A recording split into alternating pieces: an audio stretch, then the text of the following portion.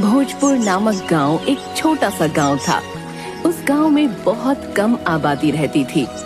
वहां के लोग खेती बाड़ी का काम करते थे। गांव में ज्यादा लोग पढ़े लिखे नहीं थे। गांव के छोर पर एक भयानक जंगल था, जिस जंगल के बीचों बीच एक रहस्यमयी महल बना हुआ था। गांव के लोगों की मान्यता थी कि वह एक भूतिया महल है। जो भी उस महल में जाने की कोशिश करता है वो कभी लौटकर नहीं आता। गांव वाले अनपढ़ होने के कारण काफी अंधविश्वासी थे। गांव में से 2-4 लोग उस महल का रहस्य जानने और खजाने के लालच में वहां गए थे, परंतु उनमें से कोई भी जिंदा लौटकर नहीं आया था। गांव के लोग उस महल के बारे में अजीबोगरीब बातें करते थे। अरे भाई, सुना है? जंगल के बीचों बीच जो रहस्यमयी महल है ना, वहाँ से रात को आवाजें आती हैं और कुछ रोशनी भी दिखाई देती है। हाँ। अरे भाई, उस महल की तो बात भी मत करना, और वहाँ से आने वाली आवाज और रोशनी की तरफ ध्यान देने की कोई आवश्यकता नहीं है। उस महल का रहस्य जानने के लिए आज तक जो भी वहाँ गया वो लौटकर वापस नहीं आया। तो भैया, भलाई इसी में है कि उसके बारे में ना सोचा जाए और ना कोई बात की जाए।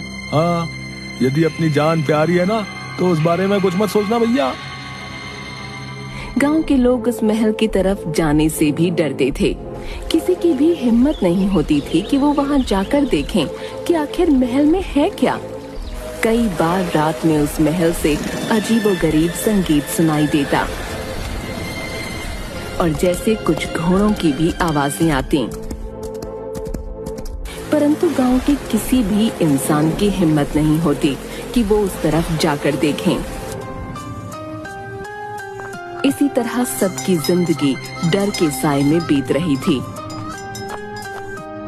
मालती का बेटा रवि गांव के स्कूल से पढ़ने के बाद शहर जाकर पढ़ाई करने वाला गांव का इकलौता बच्चा था।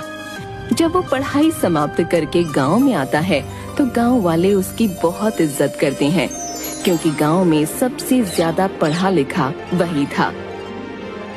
पढ़ाई पूरी करने के बाद रवि की नौकरी शहर में ही लग गई थी, परंतु गांव में कुछ जमीन होने के कारण उसकी माँ मालती वहीं रहती थी।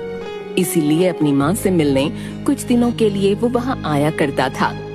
इस बार रवि जब गांव में आया तो उसने उस रहस्यमयी महल की अजीबोगरीब कहानियाँ सुनी।